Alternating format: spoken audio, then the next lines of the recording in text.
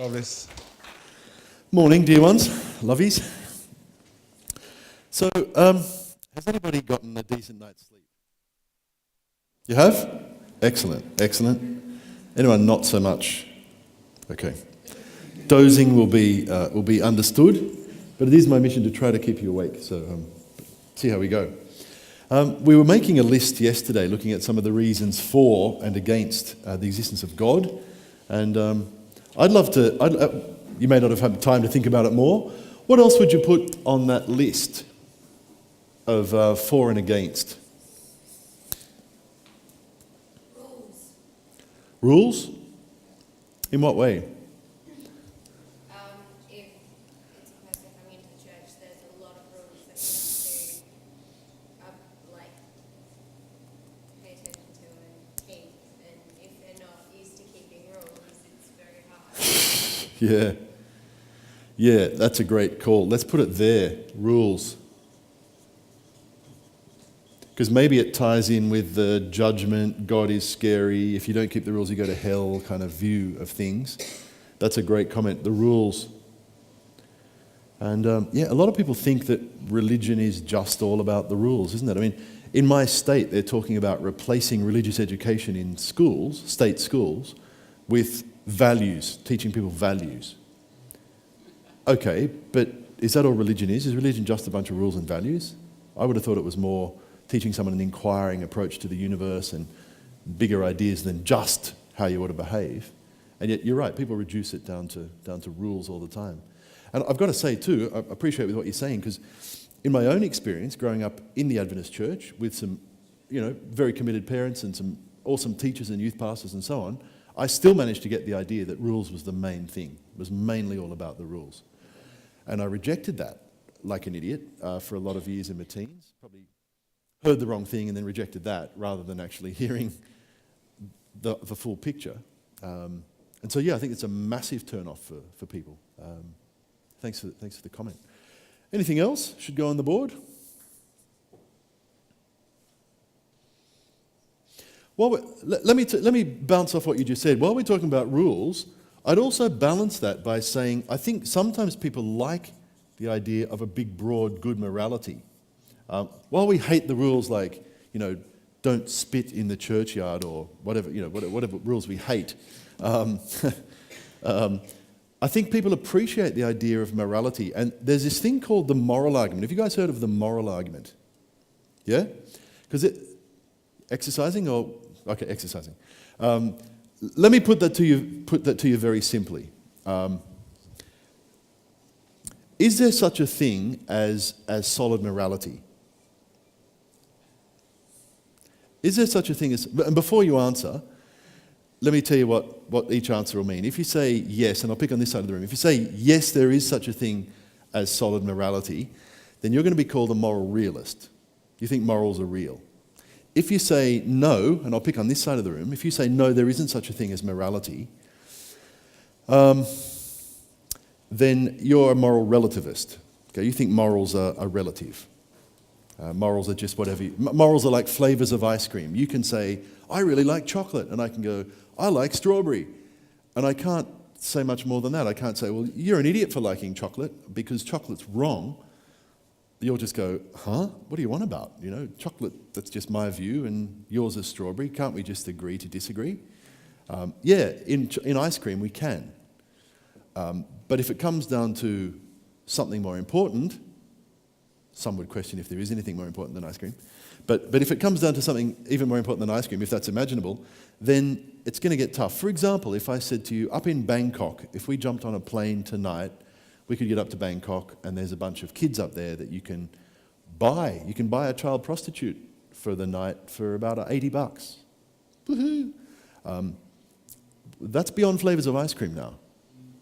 And you'd be well entitled if I said that to you to say to me, you're sick, man, that's absolutely wrong. And I'd go, but there's no such thing as solid morality, it's just your point of view, it's just a chocolate strawberry kind of thing. And you go, no, it's not, it's beyond that, wouldn't you? Isn't that what you'd say to me? I'd say it to myself, don't worry, I'm just using this as a really sick, stupid example. So I think we just found there a moral absolute. Is there any way, any time ever, that an adult heading up there and messing with an 8-year-old sexually could ever be okay? Could that ever be moral? I'm going to say no. Please feel free to argue with me. Those are the rules in here, by the way. You're very welcome to challenge anything I say. I hope you do. I hope you sit and think for yourself. I'm going to argue it's never, ever, ever okay to go and use an 8-year-old sexually. So maybe we just found one piece of solid morality. What about rape? Could it ever, ever, ever be okay to rape somebody? No. Is there ever a situation where you could say, no, that rape was morally justified, it was the right thing to do? Okay, maybe we just found another one. What about torturing a child? I don't mean hurting a child, because there are some times when the dentist hurts a kid, but with a good outcome, or a doctor has to cut something off a child and that hurts. But what about senselessly torturing a child? Could that ever be okay? My hobby is getting a blowtorch and burning the legs of little 6-year-olds. And you're like, you're sick, you need to be locked up. Right? That's what you'd say. You wouldn't say, that's interesting, I prefer strawberry flavour. It's much more than that, right? Am I wrong? Okay, so if we found some solid morals, where does that leave us? Well, the moral argument goes, well, all right, if you found these solid morals, where the heck did they come from? Where did they come from? And it says there's not that many places where you can really get morality from.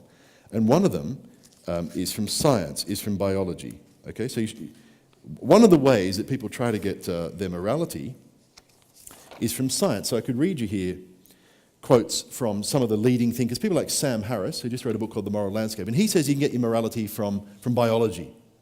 Because morality is what keeps you alive. It's kind of the way that it's got to do with survival. Okay, so now we're back in biology class talking about survival of the fittest. And Sam Harris, this top atheist and, what is he, philosopher of mind, actually, says that's what morality is for. But here's the problem. When it comes to survival of the fittest, who do I care about? Me. Why would I care about, can I pick on you? What's your name again? Steve. Why would I care about Steve? I'm not interested in Steve's survival. Actually, I am Steve, but I'm talking in this model, okay? In the survival of the fittest model, I'm interested in my survival. Why might I be interested in Steve? Yeah, if he can help me. Who said that? Yeah, if he can help me, exactly. So if he can help me, suddenly I'm interested and I might even help him if he helps me. Absolutely. I'd probably also be interested in him if he's a relative, because they talk about the selfish gene. You've probably heard that in science class or heard it in the selfish gene. And what that says is that my genes want to survive and they're using me to do it. And if he and I share genes, then I'll be interested in Steve. Because if he's my brother, well, he's got very similar genes to mine, and I will care about him just because my genes want to stay alive in him as well. If he's useful to me, then I'll care about him. But what about if he stops being useful to me? What about if he gets old or weak or poor? Am I still going to care about him? No, not with that model. Why should I care about Steve? The other reason that I might care about Steve, and Sam Harris says this, first of all, he talks about genetic kinship, okay, so if he shares genes. Then he talks about reciprocation. In other words, if he's useful to me, I'll be useful to him. The third one is reputation. I might want to care about Steve so that you all think I'm a good bloke. You've all seen me around at poor old Steve's tent, and I'm bringing him generous food parcels here at camp, and everyone sees me do it, and they go, man, that Grenville, he's just such a nice guy. And up goes my reputation in the community, and everyone thinks, oh, that's lovely. And that gives me an advantage. And it also gives my genes an advantage, because if I'm lovely, then probably my kids are lovely too, and it's actually to my advantage. But what about if the problem with that is, what about if nobody's watching? Am I going to care about him if nobody's looking? No. The other one, and this sounds really bizarre, the other one is advertising. And these scientists, they talk about advertising. One reason I might care about Steve, can I just come right out and say it, is that it might help me to get laid, right? If I'm really nice to Steve, all the females of the population will look at that. This is so stupid. I feel like an idiot as I say it, but bear with me. All the females of the population will say, oh, look at that lovely Grenville. He's being so nice to poor old Steve. Sorry to pick on you, man. I'm sure you're not poor and old. But he's being so nice to that poor old Steve. He's such a nice guy. And he must be so rich. He's got so many resources that he's able to waste his money on idiots like Steve. Sorry, man, love you, really. And so I just can't wait to jump into bed with him. In fact, I want 17 of his children. He's amazing, right? That's the theory. And I'm kidding about it, but that's literally what they say. And so, but really at the end of the day, none of that is about Steve. It's all about me. It's all about me. I might get laid and hand my jeans on. Selfish jeans are going, woohoo, baby. It might advantage me. I actually don't care about Steve, even under those models. And that's the problem. And we could go into much more detail about that, but I think it's pretty clear biology isn't enough to make me care about Steve. Back to the morality thing. Let's say you say that there's no ultimate morality. You're a relativist. But the problem is, there's some things that shoot your theory down, like the examples I use, some of the extreme examples, child abuse, torture, etc. And if you're a relativist, you'd even have to tolerate intolerance. Like if I came in here and I said, hi guys, I hate black and brown people, you'd have to say, that's nice for you, I tolerate your horrible racism and good for you, pal. Instead of saying, no, that attitude sucks, that's not going to help us, that's wrong, I call that wrong. You couldn't say that. You'd have to say, you like chocolate, I like strawberry. Actually, you don't like chocolate. I like strawberry. That's great, good for you, pal. When I think some things are intolerable. And also, if you say there are no moral truths, I love this one. If you say there are no moral truths, what's the problem with saying that? Let me try it on you. Try and shoot a hole in this. There are no moral truths. Yeah, exactly. That is a moral truth. What I just said is claiming to be a moral truth. It's like if I stood up here and said, all men are liars. And you go, you're a man. Does that include you? So if I go, there are no moral truths, you're allowed to say to me, what, including that one? And that's the problem with relativism. You hear a lot of relativism today. You hear a lot of, well, it's right for you, it's right for me kind of stuff. You hear it in the church as well. And it's kind of funny because I don't read it anywhere in the Bible. I don't read God kind of going, well, love your enemies, except if you don't really want to, in which case, hate them. Or God saying, remember the Sabbath to keep it holy, unless you prefer Thursday. If that's your thing, you go. You just don't see it in the Ten Commandments. The Ten Commandments are not the 10 suggestions or the 10 preferences. Okay, let's be honest. If you're like me and you think there are solid morality, let's be honest, you're sometimes misheard. Because sometimes people think you're saying only religious people like me can be moral. What do you think about that idea? Let me try that one on you. Only religious people like me can be moral. There's a few shaking heads. Why are you shaking your heads? It's arrogant. There are exceptions to the rule. There are. I'm not always moral. I sin, I make mistakes. I would never speed or anything like that in a car, but other than that, I'll pay you later. There are ways in which we all fall down. I'm not actually making a joke of that, it's pretty dumb. There's also ways in which people who don't believe in God are awesomely moral, I would argue. Jesus admits that when he says, so you love your family. Big deal. Don't even the Gentiles do the same thing? Don't even unbelievers do the same thing? Paul says it in the Bible, Gentiles who have not the law can do what the law requires. They show that the law is written on their hearts. The Hebrew prophets, when you read the Bible, they get stuck into Israel for acting worse than their Gentile neighbours. And I've got to admit, even though I think there is such a thing as moral truth, I don't always see it. And I've got to be kind of humble about that. And when I do see it, I don't always do it. I don't always live up to everything that I know morally. Sometimes my attitudes, my words, my behaviour, I'm embarrassed by. Nobody does, I don't think. And also, some issues are morally complex. If you said to me, what about this new reproductive technology? Is it okay to use it? I'd be like, I don't know. But just because I don't know that particular answer doesn't mean that there isn't still true morality out there somewhere. Just because I need glasses doesn't mean that the world is blurry. Okay? It might actually be really clear to see, but I just can't see it. There's one other thing too.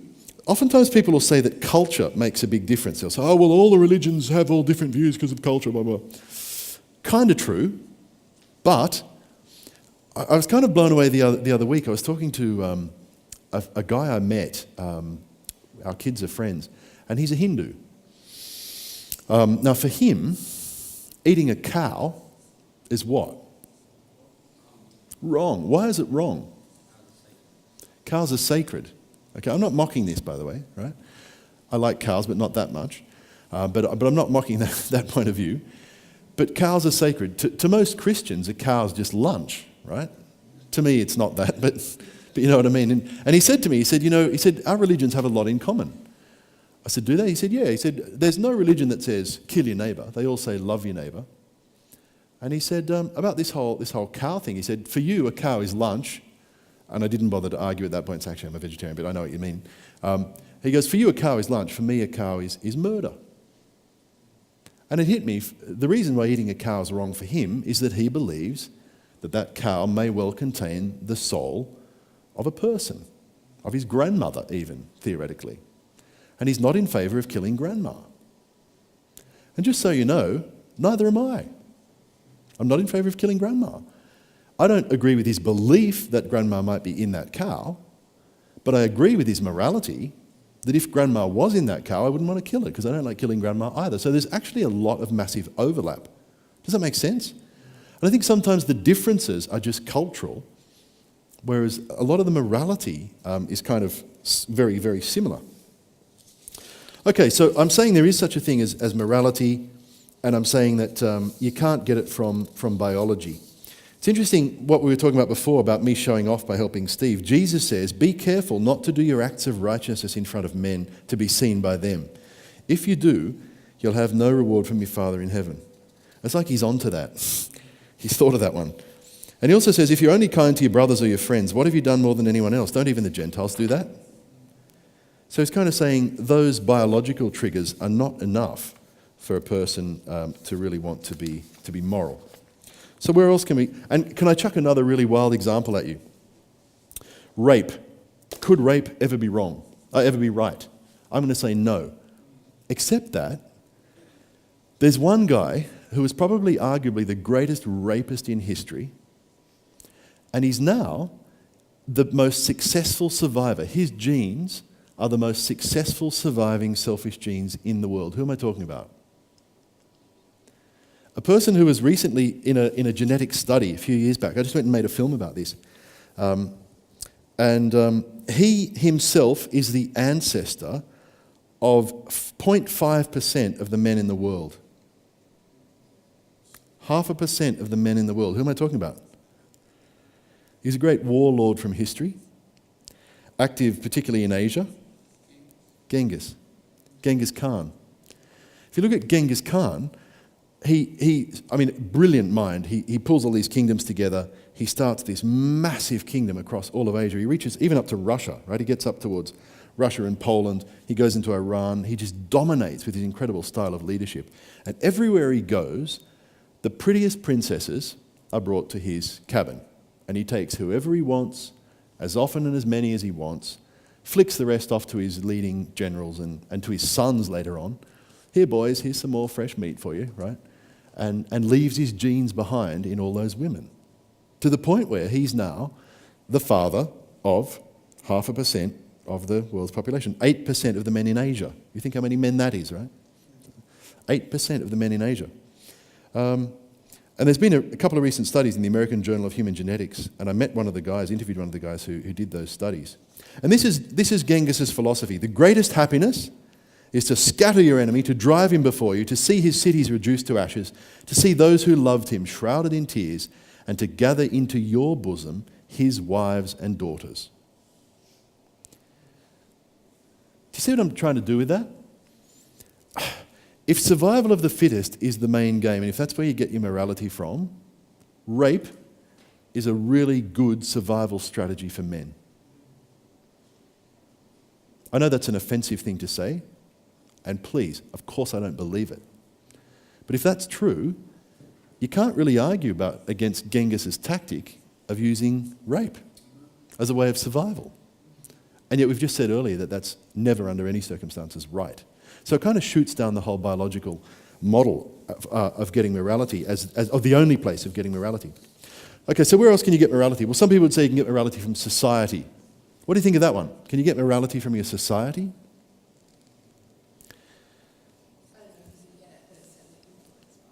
Yeah, good call. I think the answer is yes, you can get it, and we often do. But is that enough? Yeah, thanks for clarifying my question. I should have asked it like this. Is it enough to get your morality from your society? And you might say, well, yeah. But what about if you were in 1930s Germany? What would your morality be? What about if you were in 1880s Australia? What would your view of Aboriginal people be? Okay, it's a horrible thing to think about. What about if you were in America in the 1950s? What would your view of African Americans be? Okay, you can go through a whole lot of times in history. What about if you're in England in the 1800s? What would your view of slaves be? It's perfectly natural to keep slaves. There are so many examples from the past of hideous racism or hideous immorality in society. By the way, I wonder if we have grandchildren and they look back at our generation, I wonder what they'll look at us and say. Is there some immoral thing that we're doing that's just glaring us in the face and we can't even see it? Is it the way we're treating the environment? Is it the way we're treating certain people? Is there something that we're doing that we just think is totally normal? The way that 2 generations ago, people would have thought sexism was completely normal. Don't bother sending your daughter to university. Send your sons. Of course, it's just natural. Are there ways in which our society could be doing the same? I think possibly there are. I wish I knew what they were. And so I don't reckon society is enough. It's good, and as you say, it does give us some morality. But we also applaud individuals who stand up against the society, like Martin Luther King did, for example. And it also should be okay that one society can critique another. For example, we can say, no, it's wrong to kill Jews and invade Poland, Mr. Hitler, and so we're coming to fight a war with you because it's wrong. There's one more thing on the society. Let me put it to you this way. If some people will say if you have a good society, it's good because it helps your genes survive. We're back to biology again. But what I need from you to survive is this kind of deal where I won't mess with your kids, Steve, if you don't mess with my kids. Okay, and I won't steal your stuff if you don't steal my stuff. That's good. But if I'm really smart, what I'll try to do is to fool him, to trick him, and to say to him, dude, I haven't stolen your stuff when I really have, because then what do I get? I get his trust. He doesn't steal my stuff, but I've stolen his stuff. And he doesn't mess with my kids because he thinks I'm his friend, but actually meanwhile I'm wiping his kids out. Or, in biological terms, this is horrible to say, and please, I'm being an idiot to give this example, but I'm getting his wife pregnant, and he's not getting my wife pregnant. And that way someone else is raising my genes, and he's spending his money and time and attention raising my kids. Ha ha ha, sucked him in. And that's what you really would want to be doing, if that was the case. So what society needs from you is just an appearance of morality, not the real thing. Does that make sense? Alrighty. Some will say, well, you can get your morality from your own individual thoughts and beliefs. What do you think of that one? Not always? Why not? Because we're often influenced by things that are very immoral, and if we use the immoral thoughts to get our moral values forward. That's a great, honest comment. I'm glad you said it because it takes the heat off me, actually. Yeah. Am I the only person in the room? Apparently not. Who sometimes finds my own thinking to be stupid, my own desires to be harmful. And you often have that inner battle with yourself. Well, let me tell you, I'm not the person to be dishing out morality for myself. If I did, I'd make it to suit myself. And there are ways, when I'm getting my morality, reading Jesus, for example, where I just feel uncomfortable. Because he says, if someone's been really mean to you, pray for them. And I go, oh, I don't want to do that. And he calls me to a higher level of morality that I personally wouldn't find. I just make excuses for what I want to do. So I don't think the individual is enough. I think your answer was great. What's your name? Joyce. I think Joyce's answer is spot on. Finally, where can you get morality from? You can get it from the idea of a God. Now, I know that's led to some pretty dumb things. You know, if you get in this aeroplane and fly out into that building and it all blows up, then when you die, God will take you beneath his throne and he'll give you 72 virgins with beautiful eyes, and you can just go at it. Okay, for the rest of eternity, you can be in heaven in sexual bliss with 72 virgins. That's the promise, right? That's one use of a belief in God. And that's produced, I think, a fair bit of violence and suffering in the world. There's also been Christian examples. You know, God wants you to go and kill those Muslims. That's what Jesus would want you to do.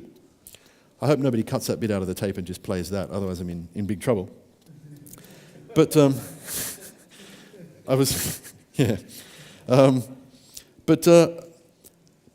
You know, the problem is, though, while there are bad examples of the use of religion to get stupid or violent morality, it's really the only place that I'm going to get the desire to give a hoot about Steve. It really is. To care deeply about Steve, about the only reason that I do it is that his father and my father are the same person. And I'm accountable to God, in a sense, for how I treat him. And Jesus comes out with radical statements like, however you treat Steve, not that he's the least of these, I'm not suggesting that in any way, even though I'm picking on you. However you treat your neighbour is how you're treating God. Especially if he's poor or weak or needy in some way. However I treat him, that's how I'm treating Jesus. And God links all that together and basically goes, listen, you better care about the guy. And I don't just mean fake it so that you pass the judgment. I mean you actually have to love him the way that I've loved you. And I can't think of any other way that you're going to get morality.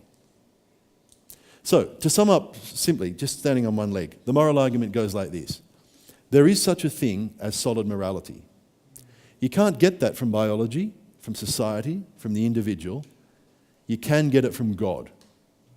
Therefore, it's very likely that there is a God. Does that make sense? The moral argument?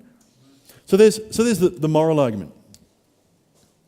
And I think that's a really useful one, the issue of morality, because Christians are not the only people who are interested in morality. If you're in a discussion with your mates at uni, and they're like, oh, there's no God and stuff, that's actually a really good one to pull out, to say to them, is there such a thing as solid morality or solid moral truths? And if they say no, it's pretty easy to go, oh, perfect. So when I take a knife and go and slice up those fur seals on a Sunday, because that's my hobby, you don't have a problem with that, do you? You know, I like torturing little harmless animals. That's what I do for fun. And they're going to go, oh, that's wrong. And you're going to go, ha-ha, you do believe in morality. I've got a friend, my very good atheist mate. He's forever telling me, oh, it's wrong what America's done in its foreign policy. They've invaded this little country and they've done that. And the next breath, he'll turn around to me and say, you Christians, you're always telling people what's about morality, what they can do with their bodies. Yeah, what's right and wrong. There's no right and wrong. I'll go, dude, are you listening to yourself? There's no right and wrong, and yet it's wrong to go and invade that small country? Really? How does that work? And you can call them on that stuff with a smile. Like, you don't have to be a jerk about it. But first of all, step one, there is such a thing as solid morality. Step two, you can't get it from biology, you can't get it from society, you can't get it from the individual. One place you can get it, the only place to my knowledge, is from a belief in God. So step three, that makes the existence of God seem likely. Make sense? And I find that's a really easy one because something comes up in the news and people say, oh, it's wrong what the government's doing, it's refugees or whatever we want to talk about, it's wrong. Suddenly we're talking about morality. And I don't necessarily want to have an argument with you about whether that morality is right or wrong. All I want to say is, you believe in some kind of morality. Where'd you get it from? And dig it back a bit. I think that's easy to do in a conversation. And I think it's a pretty good little Good little discussion starter. Does that make sense? I think the Holy Spirit acts on everybody. The Bible says it acts on everybody, Yeah. whether they're Christian or not. Yeah. And I don't fool myself to thinking that I'm a source of morality because I'm a Christian. No. See, if Steve fell off his bike, there would be 3 or 4 people that would rush to help him. Yeah. Well, there's bushfires somewhere. Yeah. There's people that are not Christian who will rush to help. They have a sense of morality. Yeah. You know?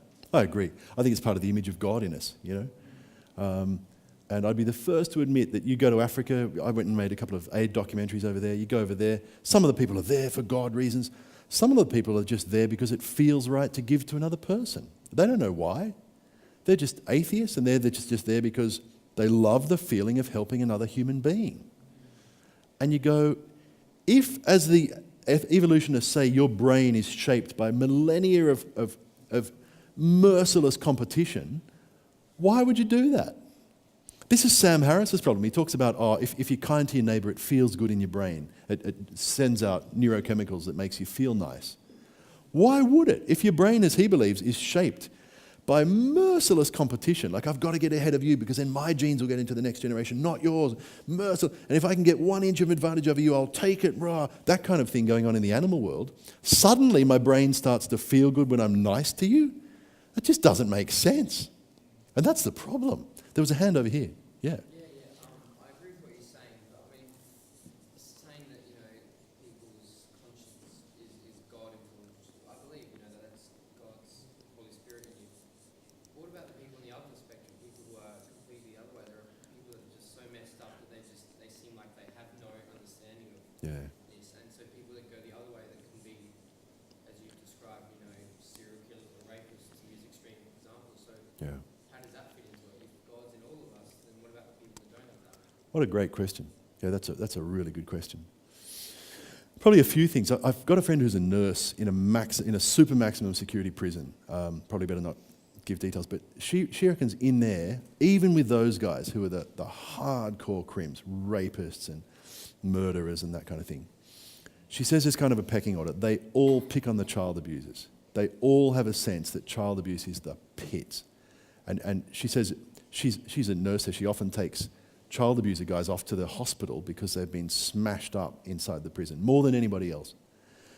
And I'm not saying that's right or good, but I think it does show that even in pretty messed up people, there's still a kind of some sense of morality. There's still something in there.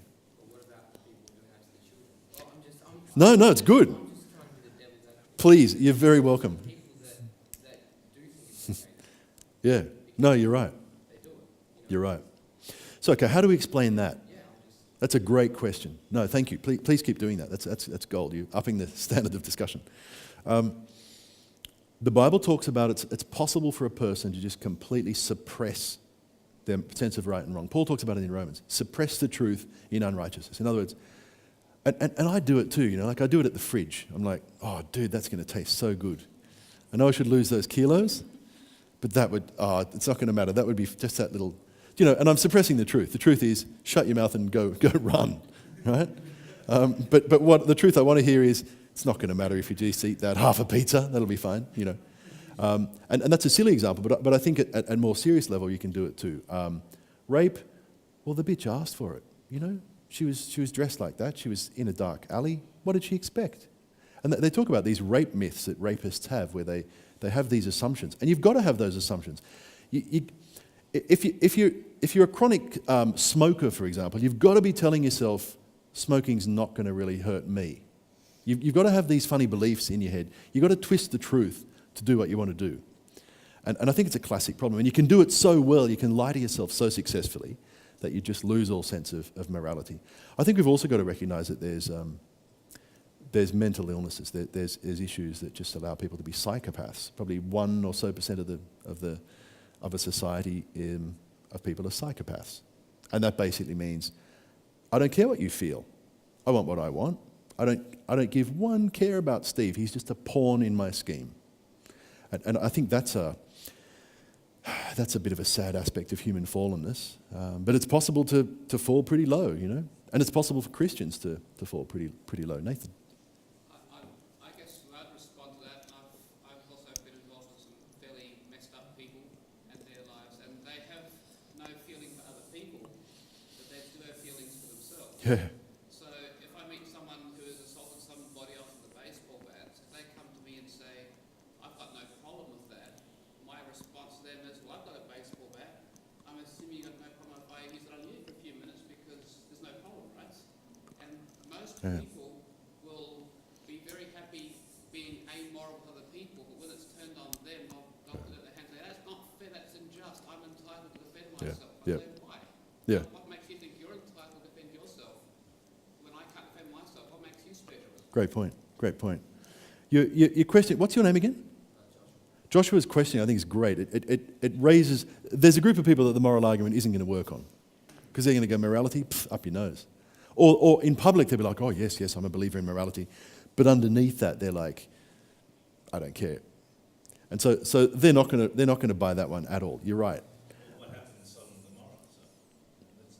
So Yeah, okay. Yeah, and Paul talks about it in Romans. You know, it's possible for a society to just shut its eyes to the truth on so many issues that eventually it goes into moral freefall. And I think if you read Ezekiel, Sodom was like that. They didn't care about the poor. They were arrogant as they were sexually pretty weird. Here comes a bunch of men wanting to gangbang the visitors who come into their city. That's a pretty sick place. Okay, yeah, it's possible for an individual or for a society to go downhill fast. You look at some of the addictions and how quickly they take a person out as well. It's a sad thing. You've started us down a dark but interesting path there, Joshua.